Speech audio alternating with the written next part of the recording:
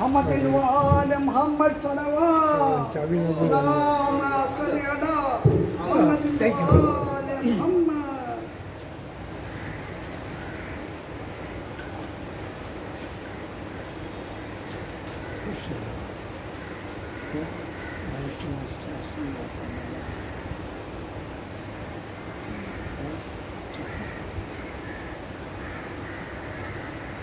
أعوذ بالله السميع العليم من الشيطان اللعين الرجيم. بسم الله الرحمن الرحيم. الحمد لله رب العالمين والصلاة والسلام والبيت والإكرام على النبي الأمي المكي المدني آدي هاشمي سيدنا ومولانا أبي القاسم محمد. اللهم صل على محمد وآل محمد. أهل بيت الطاهرين معصومين مظلومين الذي أصبح لهم مجلس وتركهم كثيرا. اللهم صل على محمد وآل لا الملائكة ولا أيام أجمعين من يوم ظلمهم على يوم الدين. أما بعد فقد قال الله سبحانه وتعالى في محكم كتابه ومقنع كتاب الكلها صلوات. اللهم صل. قال الله تعالى في القرآن الحكيم إن الصلاة تنهى عن الفحشاء والمنكر صلوات. اللهم صل على محمد وآل محمد.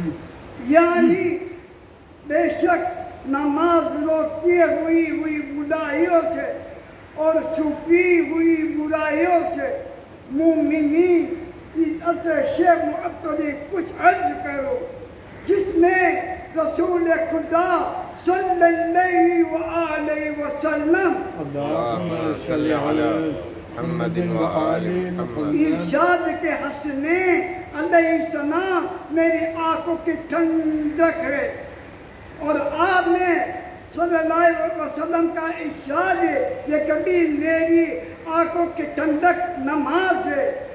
قرآن پاک میں اللہ نے نماز نہ حکم کے مقامات پر دیا ہے، اس تک کرنے والے لیے وعدہ بھی کیا ہے، جیسے حضرت علی علیہ السلام نے سورہ مقدس کی آیت کو پیش کیا تھا، ما صدقنی سکرکار من المرسلین، یعنی نجات یافتہ مجرموں سے پوچھیں گے تمہیں کون سے چیز جہنم میں لے گئی، وہ جواب دیں گے کہ نماز برائیوں سے نہ تھے، اور جس آیت کو سلام میں بیان کر دیا اس کی طرف آئے بتایا گئے نماز کھلی برائیوں سے اور چھپی برائیوں سے یقیناً روکتے۔ اس کے مختلف یہ اعتراض ہوتا ہے کبھی نماز تو چھپی ہوئی اور برائیوں سے مبتلا پاتے ہیں تو نماز برائیوں سے کیا روکا، اور جن نمازی ایسے بھی پاتے ہیں کہ جن برائیوں سے بچے ہوئے ہوتے ہیں۔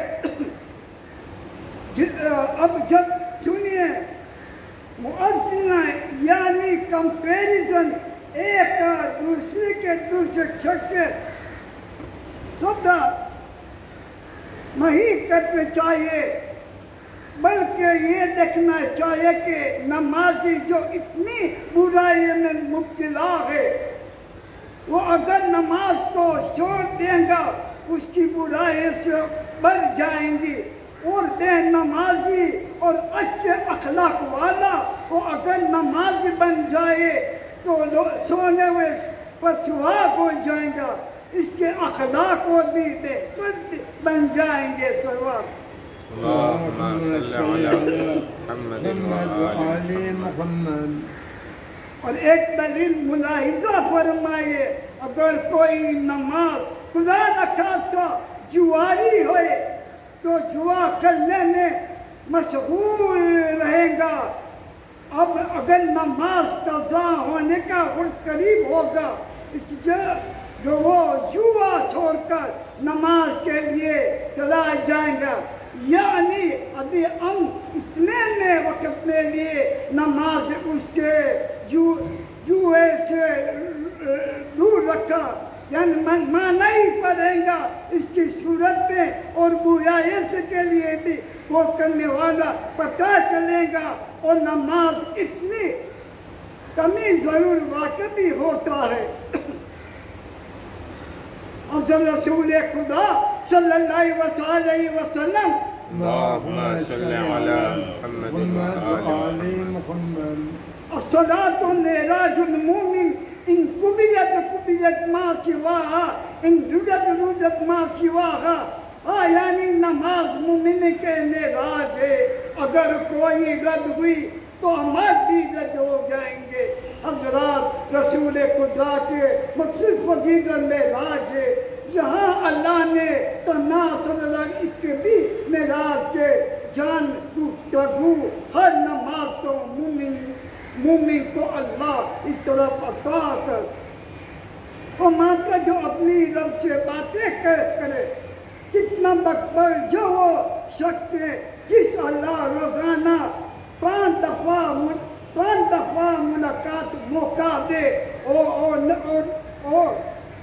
نہ جائے اور جائیں گا اور وہ اپنی گناہوں سے اللہ کی معاف بھی کریں گا اور اپنی مرادیں بھی اس کے کافی حاجات پائیں گا. صلوات اللهم صل على محمد وآل محمد. مومنین، اب میں آپ کے سامنے امام حسین علیہ السلام کے نہایت بلند فضیلت پیش کرتا ہوں. اس واقعہ کو اہل سنت کے عالم امام نسائی اور بعض علماء نے بھی تحریر کیا ہے. اور دفعہ رسول خدا نماز کے سجدے میں حاضر تھے. اس وقت امام حسین علیہ السلام پشت اثر پر سوار ہو گئے. حضور نے ذکر سجدہ کو بار بار دہراتے رہے یہاں تک کہ حسین علیہ السلام خود سے اتر آئے. پھر حضور نے سجدے میں سر اٹھایا. جب آپ نے نماز کبھی کسی صحابی نے سجدے میں دیکھا گی وجہ پوچھے کیا کی جواب نہ دیا. اتنی ادائے حسین کا لطو ولا اجلہو، یعنی میرے فرزند حسین نے مجھے اپنی سواری بنتا. اس لیے میں مکروہ سمجھ کے میں جلدی کروں. مومنین، نماز صرف اللہ کے لیے ہوتی ہے اور نماز کا بہترین جو سجدہ ہے. یقیناً اس دن کی نماز صرف اللہ نے ذکر سجدہ کیا ذالک کے لیے، اس کے لیے کہ یقیناً حسین کے لیے اس کا یہی حسین اللہ کے غیر نہیں ہے. اور اس لیے میں حسین کی اللہ کی خوشی ہے. رسول اللہ صلی اللہ علیہ وسلم حالت سجدہ میں شہزادے کو پہ چلوایا رہے تھے، کیونکہ یہی شہزادہ کربلا میں سجدے میں کہ قیامت تک نماز کو اور دین محمد کو حیات دینے والا تھا. شب جمعہ عبادت بہترین شب ہے. اس شب کو تمام انبیاء علیہ السلام اور 13 معصومین اور الواح مکہ میں ہوتی ہے، نہ مدینہ میں ہوتی ہے، نہ نجم میں ہوتی ہے. سب کے سب معصوم روئے کربلا میں پہنچتی ہے اور آواز سلام گلتی رہی، السلام علیکم یا ابا عبداللہ. امام زمانہ قیام بھی اس کو شب کو اور روز جمعہ کو کربلا بن ہوتا ہے. مومنین، امام حسین 8ویں ذی الحج کو عمرے سے تبدیل کر کے مکہ سے روانہ ہوئے. راستے میں حضرت مسلم علیہ السلام کی شہادت کی خبر پائی. محرم کے چاند راستے میں دیکھا. پھر ابھی آپ نے کبھی بنین کے چاند کو، کبھی لیلہ کو چاند کو، کبھی لیلہ فلک کے چاند کو اور کبھی زینب کے چاند کو آپ نے دیکھا ہوگا. آئے میرے چاند کو اب دوسرا چاند دیکھنا نصیب نہ ہوگا. امام علیہ السلام دوسری محرم کو آگے بڑھ جا رہے تھے. یہ ایک آقا اپنے وفادہ رکا. امام علیہ السلام نے در پہ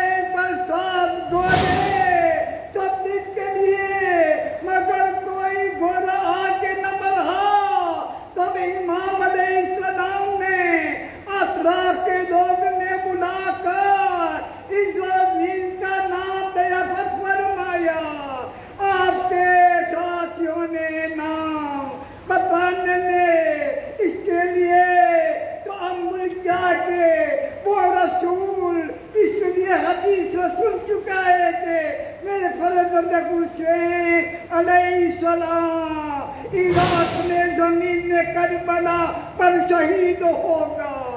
اصحاب اقرا کیا کہ امام علیہ السلام نے یہاں سے آگے نکل گئے، مگر امام علیہ السلام نے اللہ کی قسم بے تنمانت زمین کا دیا فتن کیا.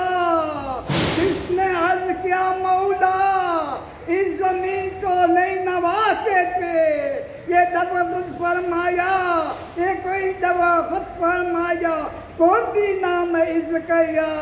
اس زمین کو کربلا کہتے ہیں. یہ سنتے ہی امام علیہ السلام نے آئے صبری اور فرمایا قافلہ روک دو، یہی ہمارا قیام ہوگا. یہ ناک بچھائے گئے. جناب زینب محمل سے اترنے لگی تو اپنا پاؤں پھسلا. جو زمین فرمایا کہ یہ جلما جاؤ کو بلاؤ. امام علیہ السلام مجھ سے کیا کہ بھیا یہ کیسی زمین ہے، یا تک میرے دل کو بےہود آتا ہے، یا سے دوسری جگہ چلو. امام علیہ السلام نے فرمایا وہاں یہ میری وعدگاہ ہے، یہی ہمارا قیام ہوگا. امام علیہ السلام نے کہا کہ یہ زمینداروں کو بلا کر کے زمین پر درخت کرو. انہوں سے عرض کیا فضل رسول کے ہم حاضر ہیں اور کسی سب حاضر ہے. اس زمین پر انبیاء تکلیف پہنچی ہے. امام علیہ السلام نے فرمایا کہ روز عصر یہ زمین میرے مقرر ہوئی ہے کہ اس کے ساتھ ہزار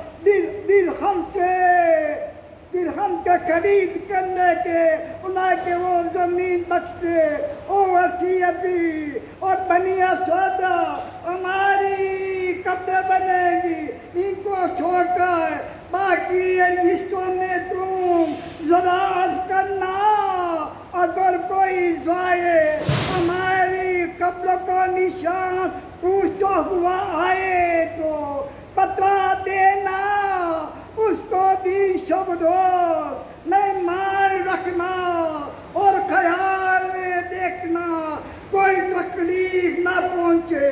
اور اب اتنا کہیے ہماری لاش کو دفن کر دینا. اس کے بعد بنی اسد کی عورت کو پسے پردہ قدم فرمایا کہاں یہ دیکھو اگر تمہارے مرد لشکر کے یزید کے ڈرتے ہمیں دفن کرنے کے سستی کرے تو تم ان کو زیارت دلانا. اس کے بعد امام حسین نے مظلوم نے بچوں کے مخاطب کر کے فرمایا یہ بچوں اگر تمہارے ماں باپ ہماری لاش کو دفن میں تحصل کرتے ہوئے تو اپنے کہتے ہوئے آنا اور مٹھی پر کاٹ تمہارے شہر ہماری لاش پر دیکھ تاکہ وہ چھپ جائے.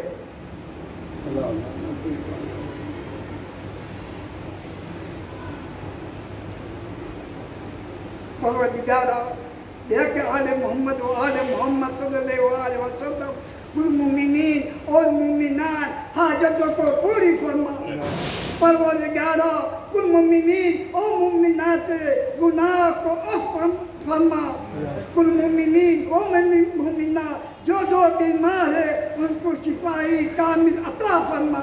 پروردگارا جو مومنین و مومنات کر گئے اور ارواح کا در ان کے جنت میں بیچ عطا فرما. پروردگارا جو مومنین و مومنات بےروزگار ان کی روزی عطا فرما. پروردگارا جو مومنین و مومنات مظالم ہیں ان کے مظالم میں ترقی عطا فرما. پروردگارا جو مومنین و مومنات قرض دار ہو ان کے قرض ادا فرما.